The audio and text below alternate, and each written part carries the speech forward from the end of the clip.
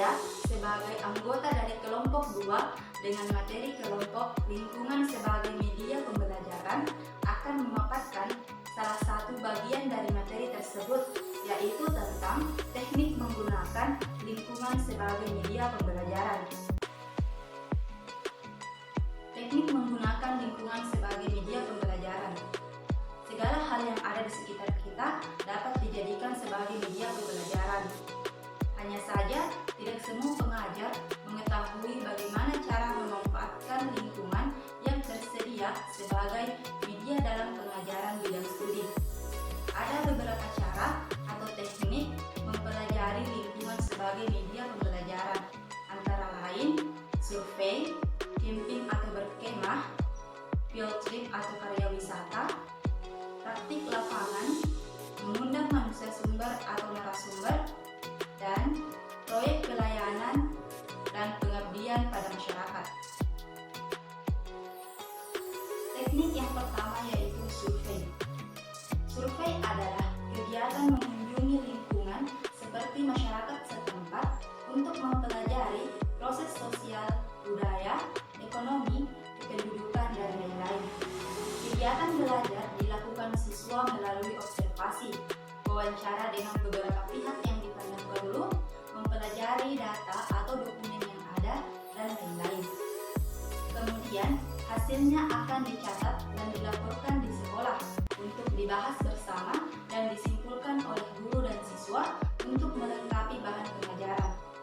Pengajaran yang dilakukan untuk kegiatan survei terutama bidang studi ilmu sosial dan kemasyarakatan seperti ekonomi, sejarah, kependudukan, sosiologi, antropologi, dan kesenian. Adapun contoh kegiatan survei dalam pembelajaran PAI, misalnya peserta didik melakukan wawancara terkait dengan peran orang tua dalam memberikan pendidikan Islam kepada anaknya, ataupun wawancara terkait sikap toleransi antar masyarakat dalam kehidupan yang seringkali ada perbedaan. Selain itu, dalam lingkungan sekolah sendiri pun peserta didik dapat melakukan observasi terhadap kegiatan beribadah atau kerukunan antar warga sekolah, mulai dari tenaga pendidik sampai peserta didik. Teknik yang kedua yaitu camping atau berkemah. Kemah memerlukan waktu yang cukup, sebab siswa harus dapat menghayati bagaimana kehidupan alam seperti suhu, iklim, suasana, dan lain-lain. Kemah cocok untuk mempelajari ilmu pengetahuan alam, ekologi, biologi, kimia, dan fisika. Siswa dituntut untuk merekam apa yang ia alami, rasakan, lihat, dan kerjakan selama kemah berlangsung. Hasilnya kemudian dibawa ke sekolah untuk dibahas dan dipelajari bersama-sama. Contoh kegiatan camping atau berkemah dalam hubungannya dengan pembelajaran PAI yaitu Perkemahan Rohani Islam atau ROHIS. ROHIS merupakan sebuah organisasi ekstrakurikuler sekolah yang bertujuan untuk memperdalam dan memperkuat ajaran Islam. Dan juga kegiatan kemah ROHIS dimaksudkan sebagai wadah peningkatan silaturahmi, wawasan, dan pengetahuan pengurusan ROHIS agar mampu menerapkan nilai-nilai Islami dalam menyelenggarakan kegiatannya secara lebih profesional dan sistematis, serta dalam upaya pengembangan karakter siswa. Teknik yang ketiga yaitu field trip atau karya wisata. Dalam pengertian pendidikan, karya wisata adalah kunjungan siswa keluar kelas untuk mempelajari objek tertentu sebagai bagian integral dari kegiatan kurikuler di sekolah.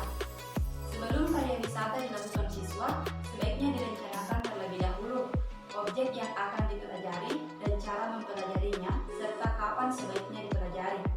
Objek karya wisata harus relevan dengan bahan pengajaran, misalnya museum untuk pelajaran sejarah, kebun binatang untuk pelajaran biologi, taman mini untuk pelajaran ilmu bumi dan kebudayaan, peneropong bintang di Lembang untuk pelajaran fisika dan astronomi.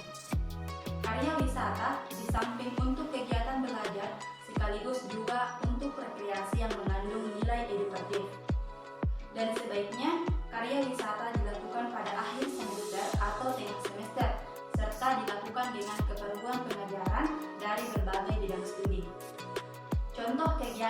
potret atau karya wisata terkait pembelajaran pendidikan agama Islam, yaitu kunjungan ke tempat-tempat bersejarah yang ada hubungannya dengan perkembangan Islam, seperti mengunjungi masjid-masjid tertua, makam-makam para wali, dan museum sejarah Islam. Teknik yang keempat yaitu praktek lapangan. Praktek lapangan dilakukan oleh para siswa untuk memperoleh keterampilan dan kecakapan khusus dengan menerapkan teori-teori yang diperoleh. Misalnya, mahasiswa FKIP termasuk mahasiswa program studi pendidikan agama Islam diterjunkan ke sekolah untuk melatih kemampuannya sebagai guru di sekolah.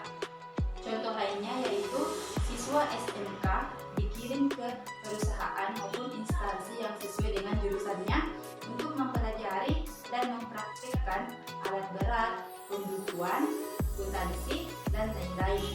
Dengan demikian, praktik lapangan berkenaan dengan keterampilan tertentu sehingga lebih tepat untuk sekolah-sekolah kejuruan. Selain contoh di atas, praktik lapangan dalam hubungannya dengan pembelajaran PAI, peserta didik dapat melakukannya dengan mengunjungi masjid-masjid untuk berceramah atau berdakwah, sebagaimana yang seringkali dilakukan pada bulan suci Ramadan. Teknik yang kelima yaitu mengundang manusia sumber atau narasumber. Jika pada cara sebelumnya kelas dibawa ke masyarakat, maka pada cara ini narasumber yang diundang ke sekolah untuk memberikan penjelasan mengenai keahliannya di hadapan para siswa. Misalnya, mengundang penyuluh pertanian untuk menjelaskan cara bercocok tanam dan lain-lain.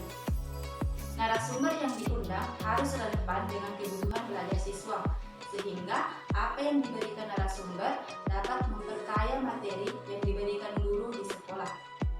Kriteria narasumber dilihat dari keahliannya dalam suatu bidang tertentu yang diperlukan, bukan jabatannya atau kedudukannya.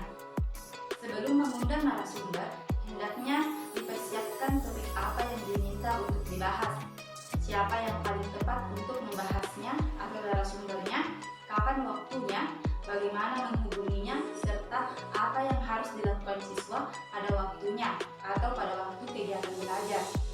Adapun contohnya dalam kaitannya dengan pembelajaran pendidikan agama Islam, yaitu mengundang narasumber seperti seorang ustadz atau yang ahli dalam memberikan teori dan praktik tentang tata cara pengurusan jenazah menurut Islam, mulai dari tata cara memandikan jenazah, mengkafani, mensolatkan, sampai memakamkan jenazah. Teknik yang keenam yaitu proyek pelayanan dan pengabdian pada masyarakat. Cara ini dilakukan apabila di sekolah, guru dan siswa secara bersama-sama melakukan kegiatan dengan memberikan bantuan kepada masyarakat, seperti pelayanan, penyuluhan, partisipasi dalam kegiatan masyarakat, dan kegiatan-kegiatan lain yang diperlukan. Proyek pelayanan pada masyarakat memberikan manfaat yang baik bagi para siswa maupun bagi masyarakat setempat. Bagi siswa, merupakan penerapan atau mencoba melakukan kegiatan sehubungan dengan kecakapan belajarnya dalam bidang tertentu.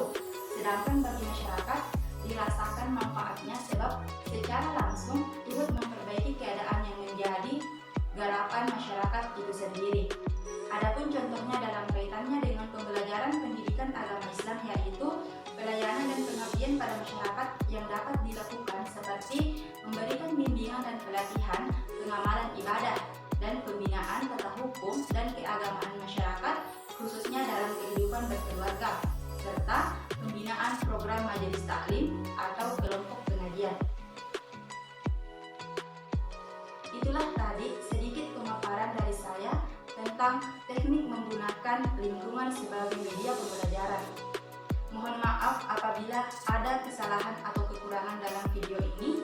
Semoga apa yang saya sampaikan dapat bermanfaat bagi kita semua. Sekian dan terima kasih. Wassalamualaikum warahmatullahi wabarakatuh.